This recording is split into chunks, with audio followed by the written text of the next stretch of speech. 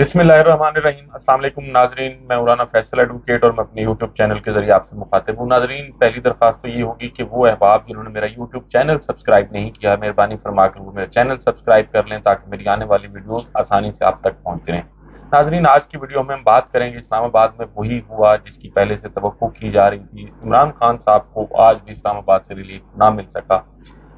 आज कोर्ट में क्या कार्रवाई हुई और इमरान खान साहब के वकील सरदार लतीफ खोसा साहब जो हैं उन्होंने क्या कहा, उस पर भी बात करेंगे। उसके साथ साथ नाजरीन, इलेक्शन कमीशन ऑफ पाकिस्तान ने माजरत कर ली है, किससे की है, क्यों की है, इस पर भी बात करेंगे। शाह महमूद कुरैशी साहब जो हैं अभी भी उनकी मुश्किलात ख़त्म नहीं हुई और मजीद उनके साथ क्या सलूक किया जा रहा है उस पर भी बात करेंगे। उसके साथ साथ एटीसी कोर्ट जो है वो भी सरगर्म हो गई है, पाकिस्तान तहरीक इंसाफ के कारकुनान के खिलाफ जो है वो मजीद घेरा तंग करने की कोशिशें जो हैं वो उनमें शद्दोमद से अब इजाफा हो गया है एक किस्म का। पहले बात करते हैं कि आज कप्तान के केस में क्या हुआ। नाजरीन, आपको पता है कि तोशाखाना केस में इमरान खान साहब को 3 साल की सजा सुनाई गई थी और उसके साथ साथ उन्हें 5 साल के लिए किसी भी अवामी ओहदे के लिए नाअहल किया गया था और उसके साथ 1 लाख रुपया जुर्माने की सजा जो है वो भी साथ में सुनाई गई थी। तो इमरान खान साहब ने उस ऑर्डर को सेल किया था, चैलेंज किया था, अपील फाइल की थी इस्लामाबाद हाई कोर्ट में। इस्लामाबाद हाई कोर्ट में इमरान खान साहब की जो अपील है, पहले भी उस पर समाअत होती रही है। पहले उसमें नोटिस किए गए, फिर कोर्ट ने उसको एडजर्न कर दिया। समाअत होने के बाद आज उनका केस फिक्स था आर्गूमेंट्स के लिए और आज उसका फैसला भी होना था, लेकिन कुछ लोग ये कह रहे थे कि जी फैसला आज भी नहीं होगा और किसी हद तक उनकी बात जो है वो दुरुस्त साबित हुई है। आज अमजद परवेज साहब जो इलेक्शन कमीशन के वकील हैं, आज उनके मुआविन वकील पेश हुए और उन्होंने कहा कि जी अमजद परवेज साहब की जो है वो तबीयत नासाज है और हमें डेट दी जाए। तो इस बात पर जो है वो सरदार लतीफ खोसा जो इमरान खान साहब के वकील हैं वो बरहम भी हुए और अदालत में उन्होंने अपनी बरहमी का इजहार भी किया, एक जैसे वकला करते हैं एक माकूल तरीके से। बड़े वैसे खोसा साहब जो है वो बड़े सबमिसिव आदमी हैं, बड़ी सख्त से सख्त बात जो है वो बड़े नरम अंदाज में करते हैं। तो आज उनके भी सब्र का पैमाना लबरेज हो गया और उन्होंने मजबूर होकर फिर चीफ जस्टिस साहब से वो मुखातिब हुए और कहा कि खुदारा इस इदारे को ऐसा इदारा ना बनाएं कि आपका मातहत आपकी बात ना माने। ये जेल में पड़े शख्स की जिंदगी के 3 दिन मांग रहे हैं, जिंदगी और मौत अल्लाह के हाथ में है। फिर चीफ जस्टिस साहब ने भी कहा जी ट्रायल कोर्ट ने जो किया वो गलत किया है और फिर खोसा साहब ने ये भी कहा कि जी सुप्रीम कोर्ट कह चुकी है कि इस केस में जो है वो सुकम मौजूद हैं, नकाइस मौजूद हैं,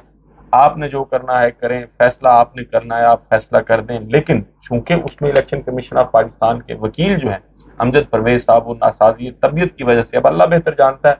कि उनकी तबीयत वाकई ही नासाज थी या उनको पता था कि अगर मेरिट पर इस केस का फैसला होता है तो इमरान खान साहब जो है वो उनकी सजा मुअत्तल हो जाएगी और बिलाकर अपील जो है वो भी उनकी मंजूर हो जाएगी। तो अब ये जानबूझकर उन्होंने किया या वाकई उनकी तबीयत खराब थी, अल्लाह बेहतर जानता है। लेकिन बहरहाल आज फिर वो लोग जो इमरान खान साहब की रिहाई की इस केस में उम्मीद लगा के बैठे थे, उनकी आज उम्मीदें जो है वो पूरी नहीं हुई। उसके साथ साथ नाजरीन, इलेक्शन कमीशन ने जो है माजरत कर ली है। वो इलेक्शन कमीशन का भी मैं बताऊं कि आपको याद होगा मैंने पहले भी वीडियोस में जिक्र किया था कि सदर पाकिस्तान जनाब आरिफ अलवी साहब ने पाकिस्तान के आइन के आर्टिकल 48(5) के तहत एक लेटर लिखा था chief election commissioner Sikandar Sultan Raja साहब को कि चूंकि असम्बलियां डिजॉल्व हो चुकी हैं और आइनी तौर पर अब इलेक्शन जो है वो भी 90 रोज में करवाने के हम पाबंद हैं, तो आए आप विजिट करें, जो ऐवान सदर है मुलाकात करें और फिर ताकि मिल बैठ कर इस पर बात करके इलेक्शन की डेट जो है उसका तयन किया जा सके, उसको अनाउंस किया जा सके। तो जो चीफ इलेक्शन कमिश्नर हैं, एक तो चूंकि उनको इख्तियारात इतने दे दिए गए हैं और फिर पता नहीं किसकी सपोर्ट उन्हें हासिल है, उन्होंने, मैं समझता हूँ कि पाकिस्तान की ये जो हमारी तारीख है इसमें पहली दफा ये काम हुआ है कि पाकिस्तान का सबसे बड़ा आईनी ओहदा सदर मुमलिकत जो है वो पाकिस्तान के सबसे बड़े आईनी ओहदे पर फायद होता है। तो उनसे मुलाकात करने से इनकार कर दिया और बल्कि जवाबी तौर पर लिख दिया कि जनाब आपसे मुलाकात जो है उसके नताइज बरामद नहीं होंगे इलेक्शन के हवाले से। एक तरफ तो ये, और फिर उस जिस दिन ये खत लिखा गया उसी तारीख को, उसी दिन जो है वो फिर अमरीकी सफीर से मुलाकात की गई और उसमें भी ये सारी चीजें जो है वो इलेक्शन की डिस्कस की गई। मैंने उस पर अपनी गुज़श्ता वीडियो में भी बात की थी कि इस पर तो अमरीकी सफारत खाने के जो तर्जुमान हैं उनका एक हैंड आउट भी जारी हुआ था और उन्होंने इसी इलेक्शन के हवाले से बात की थी कि जी हमारी गुफ्तगू हुई है। تو ایک طرف تو پاکستان کے سب سے بڑے جو پاکستان کے وفاق کی علامت ہے صدر پاکستان، ان سے ملاقات کرنے سے پہلو تہی کی گئی اور ان کو خط کا جو ہے وہ نامناسب جواب دیا گیا، اور آئینی طور پر پاکستان کے تمام ادارے جو ہیں وہ آئین کے مطابق عمل کرنے کے پابند ہیں، لیکن سکندر سلطان راجہ صاحب جو ہیں انہوں نے سمجھ لیا کہ شاید آئین وہی ہے جو وہ سمجھتے ہیں یا جو وہ چاہتے ہیں، تو اور پھر ادھر انہوں نے یہ بتایا کہ جی چونکہ اب الیکشن ایکٹ جو ہے اس میں ترمیم ہو چکی ہے، اور الیکشن ایکٹ کی سیکشن 57 کے تحت اب الیکشن کی تاریخ جو ہے وہ اناؤنس کرنا انہی کا اختیار ہے، صدر پاکستان کا اختیار نہیں۔ اب یا تو سکندر سلطان راجہ صاحب ان پڑھ ہیں یا ان کی قانونی ٹیم نالائق ہے، انہیں کوئی بتائے کہ یہ ایکٹ جو جس ایکٹ کا آپ حوالہ دے رہے ہیں اور جس سیکشن کا آپ حوالہ دے رہے ہیں یہ بنیادی طور پر ایک ایکٹ ہے، لیکن جس چیز کا صدر پاکستان نے اپنے لیٹر میں حوالہ دیا وہ پاکستان کا آئین ہے۔ اب پہلی تو بات یہ ہے کہ وہ اختیار جو صدر پاکستان کو آئین کی روح سے حاصل ہے، اگر اس اختیار پر قدغن لگائی جاتی ہے یا اس اختیار میں کوئی رکاوٹ ڈالی جاتی ہے تو آئینی طور پر اس کے لیے ضروری ہے کہ پھر آئین میں ترمیم کی جائے 2/3 میجارٹی کے ساتھ، 2/3 اکثریت کے ساتھ، دونوں ایوانوں سے بل پاس ہو اور پھر جا کے صدر کا یہ اختیار ختم کیا جا سکتا ہے۔ لیکن ایک سمپل بل آف پارلیمنٹ کے ذریعے، ایک ایکٹ کے ذریعے صدر پاکستان کا یہ جو اختیار ہے اس کو ختم نہیں کیا جاتا، ختم نہیں کیا جا سکتا۔ اب ہو یہ رہا ہے کہ الیکشن کمیشن آف پاکستان نے حلقہ بندیوں کا اعلان بھی کر چکا ہے، اعظم نذیر تارڑ صاحب بھی اس پہ کہہ چکے ہیں، رانا ثناء اللہ صاحب بھی کہہ چکے ہیں کہ دسمبر میں جا کے یہ کام کمپلیٹ ہوگا۔ آج پاکستان مسلم لیگ نون کے وفد نے جس میں احسن اقبال صاحب بھی شامل تھے، انہوں نے ملاقات کی الیکشن کمیشن میں جا کے، اور اس ملاقات میں انہوں نے یہ ان سے ریکویسٹ کی ہے، خبر آئی ہے کہ جو ووٹر لسٹ ہیں، ووٹر لسٹیں اور حلقہ بندیاں ان کا جو ہے وہ اکٹھا ہی نمٹا لیا جائے سارے معاملے کو، لیکن الیکشن کمیشن آف پاکستان نے یہ معذرت کر لی ہے کہ جی پہلے ہم حلقہ بندیوں کا کام مکمل کریں گے، حلقہ بندیوں کا کام مکمل کرنے کے بعد پھر جو ہے وہ ہم ووٹر لسٹوں کو حتمی شکل دیں گے، اور پھر ووٹر لسٹوں کو حتمی شکل دینے کے بعد جو ہے وہ پھر الیکشن اناؤنس کیا جائے گا۔ یعنی اگر یہ ساری چیزیں ذہن میں رکھیں تو 3 ماہ جو ہے وہ ووٹر لسٹوں کی تیاری کے لیے بھی بہرحال چاہیے ہوتے ہیں، تقریباً 3 ماہ لگ جاتی ہیں اس میں۔ تو اگر الیکشن کمیشن آف پاکستان کی اس معذرت کو دیکھا جائے تو محسوس یہی ہوتا ہے کہ الیکشن کمیشن آف پاکستان جو ہے وہ الیکشن کو مئی 2024 میں لے کے جانے کا فیصلہ کر چکا ہے۔ بنیادی طور پر یہ جو معذرت ہے یہ وہ سرائکی میں ایک ٹرم استعمال ہوتی ہے، رلے دی گیم، یعنی وہ ملی بھگت بھی ہم جس کو کہہ سکتے ہیں۔ تو پاکستان مسلم لیگ نون نے خود امپاور کیا ہے الیکشن کمیشن آف پاکستان کو۔ تو جب اس حد تک آپ اختیارات دے دیں گے اداروں کو، بنیادی طور پر الیکشن کمیشن جو ہے اس کا کام الیکشن کروانا ہے، اس نے الیکشن اناؤنس نہیں کرنے، الیکشن اناؤنس جو ہے وہ کرنا صدر پاکستان کا اختیار ہے آئینی طور پر۔ الیکشن کمیشن کا کام جو ہے وہ الیکشن کنڈکٹ کروانا ہے، کیسے کنڈکٹ کروانا ہے یہ ان کا کام ہے۔ وہ الیکشن کے جو باقی جتنے بھی لوازمات ہیں اس کو پورا کرنا الیکشن کمیشن آف پاکستان کا کام ہے، یہ ان کی ذمہ داری ہے، لیکن اس کا ہرگز یہ مطلب نہیں ہے کہ الیکشن کروانا الیکشن کمیشن آف پاکستان نے ہوتا ہے، یہ ان کی بنیادی طور پر ڈیوٹی ہے۔ جیسے کوئی پولیس کا ادارہ ہے، پولیس کے ادارے کا کام جو ہے بنیادی طور پر to protect life and liberty of the people ہے، اور اس کے ساتھ ساتھ جو ان کی ایڈیشنل ڈیوٹی ہے وہ کرائم کنٹرول کی ہے۔ تو اب یہ اس کا مطلب یہ نہیں ہے ہرگز کہ پولیس کا ہی بنیادی طور پر الیکشن کمیشن آف پاکستان ہے یا پاکستان کا کوئی دیگر ادارہ ہے، آئین میں ان کی ذمہ داری ہیں جو وہ بتا دی گئی ہیں۔ الیکشن کمیشن آف پاکستان کی ذمہ داری بھی ہے الیکشن کروانا ہے، لیکن الیکشن کب ہوگا اس کا فیصلہ الیکشن کمیشن آف پاکستان نہیں کر سکتا، اس کا فیصلہ پاکستان کا آئین کرتا ہے۔ تو الیکشن کمیشن آف پاکستان جو ہے خاص طور پر چیف جو الیکشن کمشنر ہے سکندر سلطان راجہ صاحب، انہوں نے پے در پے اپنے جو ان کے اقدامات ہیں اور جو جس قسم کی خط و کتابت ماضی میں صدر پاکستان سے رہی ہے ان کی، انہوں نے ثابت کر دیا ہے کہ وہ کسی آئین اور قانون کو ماننے کے پابند نہیں ہیں، اور نہ ہی وہ آئین اور قانون پر عمل درآمد کر رہے ہیں۔ اس کے ساتھ ساتھ ناظرین آپ کو پتہ ہے کہ ایک سائفر کی گمشدگی کے حوالے سے بھی ایک کیس جو ہے وہ رجسٹرڈ ہوا تھا اسلام آباد FIA میں، تو اس میں شاہ محمود قریشی صاحب جو ہیں ان کا پہلے 4 دن کا جسمانی ریمانڈ لیا گیا تھا، FIA کی جانب سے کورٹ نے دے دیا تھا، تو آج ان کا پھر جسمانی ریمانڈ لینے کی کوشش کی گئی، اور اس کوشش میں FIA کو کامیابی ملی، ان کا مزید جو ہے وہ 3 دن کا جسمانی ریمانڈ جو ہے وہ دے دیا گیا۔ ناظرین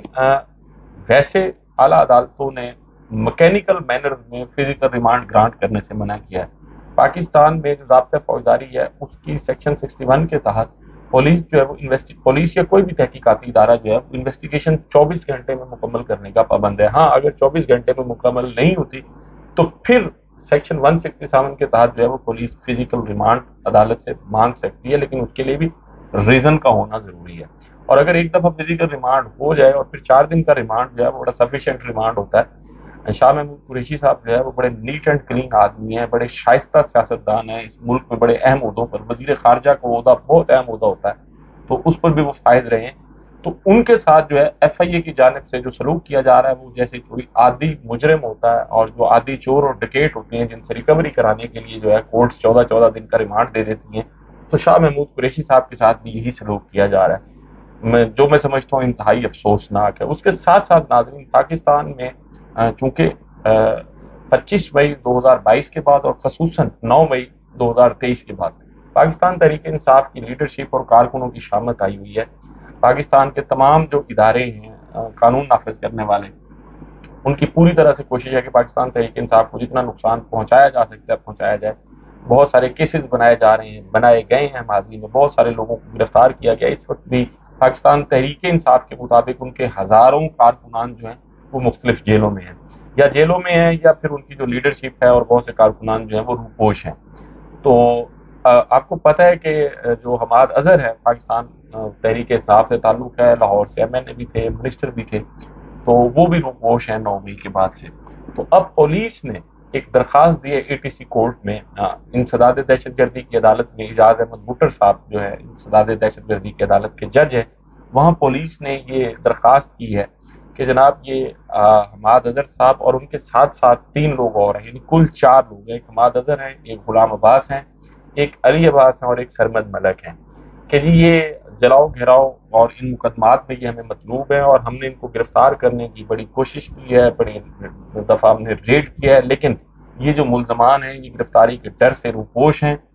اور اس لیے ان کے خلاف جو ہے وہ عدالت اشتہاری کی کارروائی جو ہے وہ شروع کرے. تو پولیس کی طرف سے یہ اپلیکیشن فائل کر دی گئی ہے کورٹ میں. اور آپ کو پتہ ہے کہ جب کسی شخص کو اشتہاری قرار دینے کا فیصلہ کیا جاتا ہے تو پھر اشتہاری قرار دینے کے بعد پاسپورٹ، شناختی کارڈ، یہ ساری چیزیں اب جو سسٹم بن گیا یہ بھی بلاک ہو جاتی ہیں، اور اس کے ساتھ ساتھ اس کی پراپرٹی ہوتی ہے، جو اس کا گھر ہوتا ہے اس کو بھی کنفسکیٹ کرنا اور سیل کرنا. یہ جیسے عثمان ڈار صاحب کے ساتھ یہ جو کچھ ہوا سیالکوٹ میں، آپ نے دیکھا کہ ان کی فیملی جو ہے، ان کی بوڑھی والدہ کو، ان کی بیوی، ان کی بہنوں اور ان کے بچوں کو جو ہے رات کے اندھیرے میں گھر سے نکال کے سڑک پر بے یار و مددگار چھوڑ دیا گیا تھا اور ان کا گھر جو ہے وہ سیل کر دیا گیا تھا. تو اب یہی کوشش جو ہے وہ حماد اظہر صاحب کے سلسلے میں بھی کی جا رہی ہے کہ عدالت جو ہے وہ جب انہیں باضابطہ اشتہاری قرار دے گی تو پھر اشتہاری قرار دینے کے بعد کی جو کارروائی ہے اس میں ان کی پراپرٹی جو ہے اس کو بھی کنفسکیٹ کیا جائے اور اس کو سیل کیا جائے، اور اس کے ساتھ ساتھ ان کا شناختی کارڈ ہے، پاسپورٹ ہے اور جو دیگر یا بینک اکاؤنٹس ہیں ان کو بھی سیز کیا، فریز کیا جائے. تو یہ ساری کوششیں جو ہیں وہ ریاست کی جانب سے اور خصوصاً پولیس کی جانب سے جاری ہیں. اب ایک طرف جو ہے وہ حماد اظہر صاحب کے خلاف یہ ساری کوششیں پولیس جو ہے اس میں بڑی ایفرٹ دکھا رہی ہے، دوسری طرف اگر دیکھا جائے تو پاکستان کے تمام قانون نافذ کرنے والے ادارے جو ہیں، نواز شریف جو اس ملک کی عدالت سے سزا یافتہ ہیں، چور ہیں، بھگوڑے ہیں اور قومی مجرم ہیں، جن پر قوم کی ٹیکسز کے پیسے سے لوٹ مار کا الزام جو ہے وہ ثابت ہو چکا ہے اور اس میں وہ سزا ہو چکی ہیں، اس کے معاملے میں یہ جو پاکستان کے ادارے خصوصاً پولیس اور ایف آئی اے یہ اس معاملے میں بالکل خاموش ہیں اور انہوں نے نواز شریف کے خلاف جو ہے کسی قسم کی کوئی کارروائی نہیں کی. اسحاق ڈار صاحب ان کے پراپرٹی کے ساتھ بھی سب کچھ یہی کیا گیا تھا، لیکن ان کو ایک خصوصی طیارہ بھیج کے بلوایا گیا اور ملک کا وزیر خزانہ بنا دیا گیا. تو پاکستان کی یہ مذاق جو ہے وہ پہلی دفعہ نہیں ہو رہا. خدارا اداروں میں بیٹھے لوگ سوچیں کہ قانون جو ہے وہ سب کے لیے ایک جیسا ہونا چاہیے. ہاں اگر حماد اظہر صاحب آپ کو مطلوب ہے، قانون کے مطابق جو سلوک بنتا ہے ان کے ساتھ ضرور کیا جائے، لیکن وہی سلوک جو ہے وہ پھر نواز شریف صاحب کے ساتھ بھی ہونا چاہیے، وہی سلوک اسحاق ڈار صاحب کے ساتھ بھی ہونا چاہیے. ناظرین، عمران خان صاحب کی جو پیٹیشن ہے، جو ان کی سزا معطلی کی درخواست ہے، وہ اور ان کی اپیل سوموار تک ملتوی کر دیا گیا. تو اس کے ساتھ اب سوموار کو ظاہر ہے اس پر فیصلہ ہوگا. ہائی کورٹ میں ہفتہ چھٹی ہوتی ہے، آج چونکہ جمعے کا دن ہے تو اتوار ویسے چھٹی ہے، ہفتہ اتوار 2 چھٹیاں ہوتی ہیں. تو ناظرین، آپ سے نئی ویڈیو میں ملاقات ہوگی. اپنا اور اپنے ارد گرد کے لوگوں کا بہت خیال رکھیے گا. اللہ حافظ.